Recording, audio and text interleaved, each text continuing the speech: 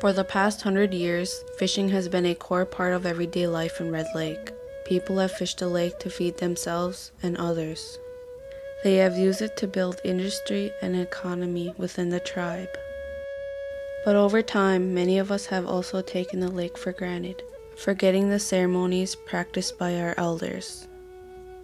I'd see my grandfather offer tobacco before we go out into the lake. I never could understand. I just see him take tobacco and put in water and watch it flow away. You know, that's the extent of my knowledge. But today I understand. As Indian people, we don't consider the resource or the fish to be just simply animals that we take and eat. You know, they're also spirit beings that contribute to the whole piece of us. So we also want to make sure we give thanks traditionally and spiritually for the gifts that we get from our lake. We used to put tobacco in the lake. We used to put tobacco in the lake before we went out to put our nets in the water. That was our offering. A sema is a sacred item, a sacred gift to us from the Creator. And so what we do is whenever we take from the land, we give back to the land. Before I went out and fish, I'd put my nets in the boat, and whoever was going out in the boat with me that night, we'd spread our tobacco on our lake, on our nets. They would build these little sticks. They would make these little sticks about maybe 7 inches long, and they would make a float like a raft, and they would tie these sticks together, and for the adults, like, it was 20 sticks. For the adolescents or the young people, it was 10 sticks. They would tie them up with red yarn, and then they'd use red and blue coloring on the sticks.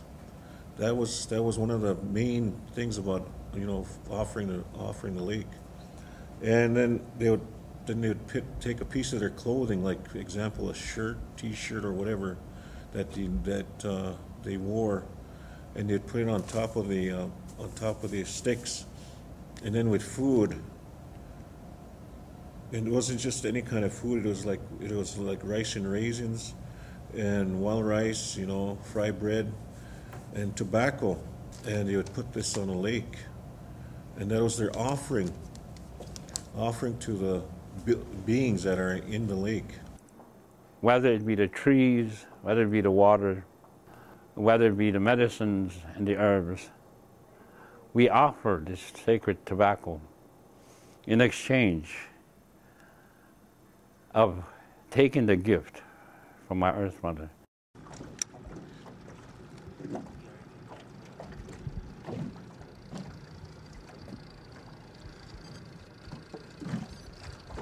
As the industry grew, fishing became a means for financial stability for many families. It was a difficult job and one of few economic opportunities on the reservation.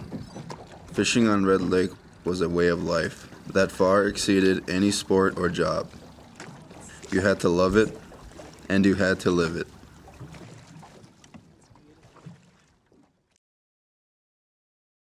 You know, if I was to compare fishing with another lifestyle, you know, the work and the amount of work you got to put into it daily, I'd compare it to a dairy farmer.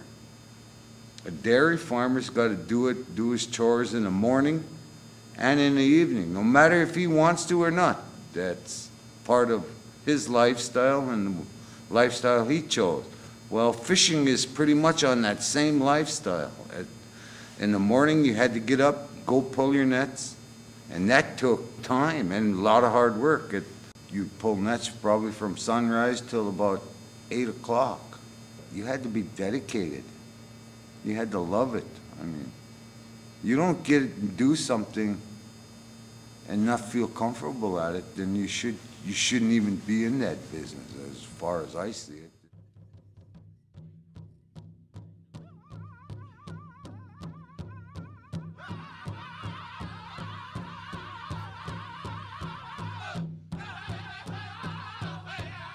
In the mid and late 1990s, the walleye population dropped to the lowest amount in the tribe's history. For nearly a decade, it was illegal to take a single walleye home.